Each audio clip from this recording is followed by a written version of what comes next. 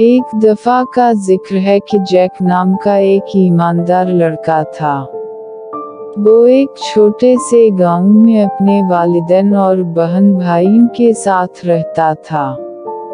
Jack अपने दोस्तों और खानदान के दरमियान अपनी ईमानदारी और दियानतदारी के लिए जाना जाता था। एक दिन जब जैक गांव के चौक में खेल रहा था, उसे जमीन पर खोया हवा परस मिला। इसने इसे उठाकर अंदर देखा। इसे बहुत सारे पैसे और एक कार्ड मिला जिसमें मालिक की मालूमात थी।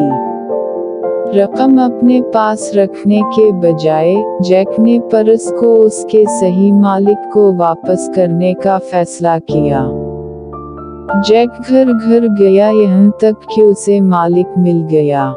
जब उसने परस वापस किया तो मालिक इतना शुक्रगुजार था कि इसने जैक को एक बड़ी रकम से नवाजा।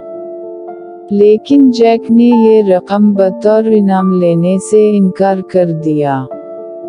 इसने कहा, ये पैसे के बारे में नहीं है, ये सही काम करने के बारे में है।